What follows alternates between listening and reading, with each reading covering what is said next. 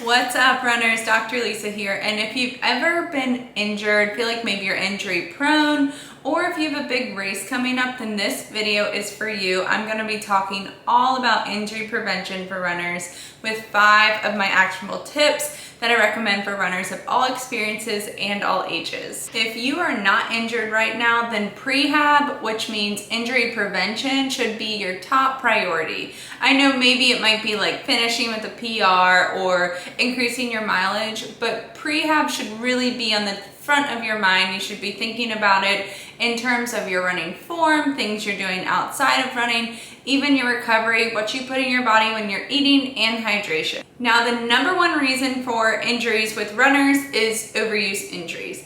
80% of runners are getting injured each year. Now, I know that number seems pretty high, but it has shot up since COVID because more people are running since COVID. But 8 out of 10 runners are getting injured each year, with the number one reason being overuse. So if that's a poor training plan, maybe you're increasing your mileage too quickly, too much load on the body can lead to compensations, which can lead to injury breakdown. So the first thing I recommend is making sure that you have a solid training plan in place. Make sure that you're not running too often, you're giving yourself enough breaks, you have at least one rest day during the week where you are doing literally nothing. You are not running on that rest day, you are not cycling, you are not strength training, nothing. Your body needs rest, because what happens is when you increase the load too quickly and the muscles and tissues don't have time to recover, it's just more load on it, and eventually those tissues break down and can cause injury. So that's the first thing I would look at, is your training plan and what you're doing on a day-to-day basis throughout the week. Now, running injuries are multifactorial. So that means that overuse is not the only reason that runners get injured. It's just the top reason runners get injured. But multifactorial means that there's multiple things going on that can create an issue or breakdown, such as too much stress, which causes nerve hyperactivity, which can definitely lead to pain or injury. Another one is lack of sleep, because like I said before,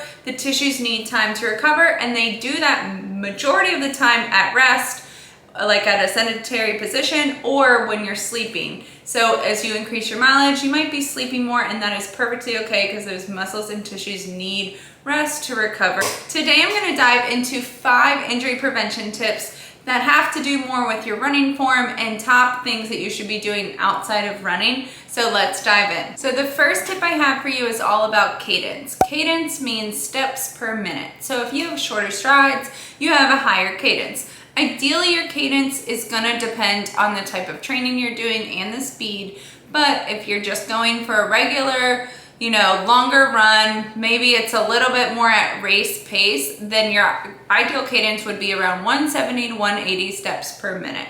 And this has everything to do with the ground reaction forces. That might sound like a lot, but if you're overstriding, so if your cadence is low and you have less steps per minute because you're overstriding, the ground reaction forces are actually going to kind of work against you, versus if your tibia, which is like your shin bone, is more vertical to the ground, you have a higher cadence, shorter stride length, and those ground reaction forces aren't going to be as extreme going up through your joints, through the tissues, and through the body. So one thing that you can do that research has been shown to be beneficial if you want to increase your cadence is use the metronome app. So you're gonna put in like 170 or 180 beats per minute, and it's gonna give you a beat that every time your foot hits the ground, you're hitting the ground on that beat. But that just sounds kind of terrible to have that sound in your ear while you're running. So what I recommend is head over to Spotify or wherever you're listening to music,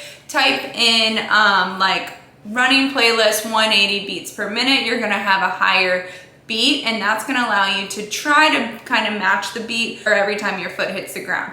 Now, if you're running slower, I wouldn't necessarily worry too much about it, because your cadence might be a little bit lower than normal. And when you really should worry about cadence, one, injury prevention, but also if you are injured, then I would definitely pay attention to your cadence. The second tip I have for you has everything to do with trunk angle. So trunk angle is when you're running, is your trunk leaned over far forward, or is it pretty upright? Ideally on flat surfaces, your trunk angle is 5 to 7 degrees. So what does that mean? It means it is very slight. You are not bent over too far forward. When you do that, you increase the ground reaction forces through your body, which can increase your risk for injury. So 5 to 7 degrees also is not straight up and down looking like Forrest Gump. So you ideally want a very slight lean forward with a very slight anterior pelvic tilt. Now when I mean slight, I mean you should barely even notice that I have a small anterior pelvic tilt.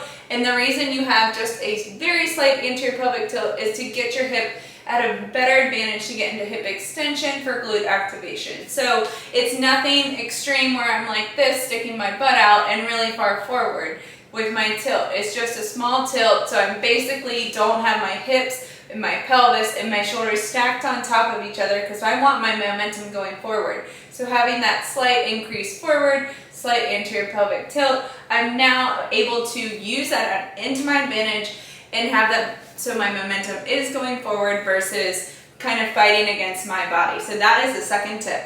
My third tip for injury prevention is all about strength training. If you follow my Instagram, you know how much I love strength training. This should be done outside of running. When I'm training for a race or more in my maintenance mode for strength training, I ideally want to be doing a full body strength program because I don't want to be focusing on building strength during that time. I'm maintaining my strength. So when you're going through a strength workout for runners, it should be specific for runners because you want to work similar muscles that you're using in running so you become more powerful, have more strength, so you are a more efficient runner.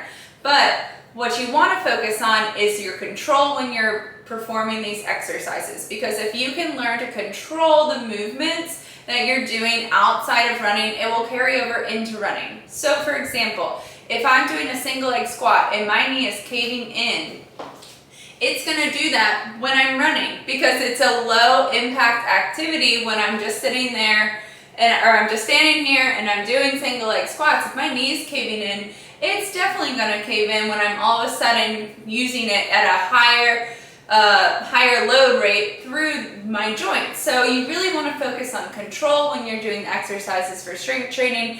They want to be very specific to running. You want to add in plyometrics, you want to make sure you have stability, but you're also working on power. Now that can sound like a lot, but I make it very easy in my Runners Complete program, which is a 12-week strength and mobility program specific to running. It has made runners stronger, they're breaking PRs, and they're finding that maybe one side of the body is a little bit weaker than the other, and that's starting to click why there's so many injuries that are happening on that side. So I encourage you to check it out. I'll link it below. But that is my third injury prevention tip, is make sure you're performing strength training that is specific to running. Fourth tip, like I mentioned before, is overuse. So I just want to touch on this briefly, but you do not have to run 6 to 7 days to be a successful runner. In fact, that might actually be hurting you because you're not giving your body enough time to rest. Your body wants variety of movement. So if you can alternate one of those run days for maybe cross training, maybe you're riding the bike or going swimming, I encourage you to do that just to give your body a little bit of variety versus it doing the same repetitive motion over and over and over again, which is going to potentially over time, if you have a little bit of compensation and you're just doing the same thing over and over again, it could lead to more dysfunction in the body, which can lead to tissue breakdown. So I really encourage you, look at your training program. Do not think that to be a successful runner, you have to run 6 to 7 days a week. I actually don't even encourage that you do that, but add in a little bit of variety here and there, and you'll find that your body actually feels more recovered and you're performing a whole lot better because of that variety and because of that rest time. Tip number 5 is to record yourself running for injury prevention. So if you are training for a race and maybe you're doing well, but you're just nervous that you're gonna get injured. You're not injured yet, you're strength training and doing mobility outside of running, but you're nervous you're gonna get injured, or maybe your knees feel a little bit achy afterward, but not enough to be considered pain. What I want you to do is record yourself running. It's not gonna take an expert to really look and analyze your running gait, but if you record yourself from the front and you record yourself from the side, I want you to just look at any differences you see between the left side and the right side. And all you have to do is work your way up or down depending on where you start, up and down the kinetic chain. So if I'm recording myself from the front, I want to look at my arm swing, I want to look at my hips, I want to look at my knees and my ankles. And I really just want to put that video in slow-mo and just see, do I see anything different on the left side than the right side?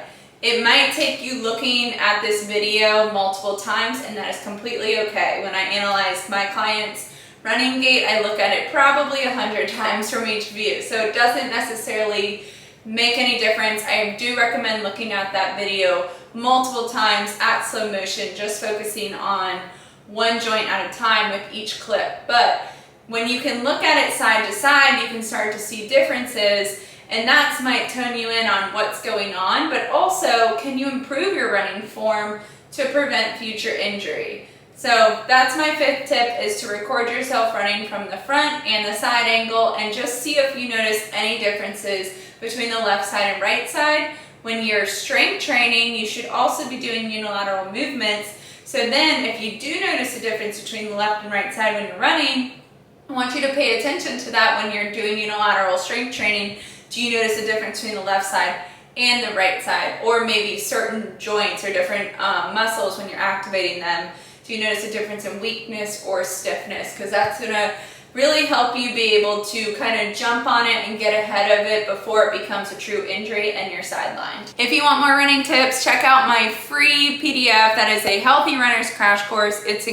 Has a ton of good information included, including a body weight strength training workout that is specific for runners, so you can kind of see what I'm talking about, and that is linked below, but I encourage you to check it out.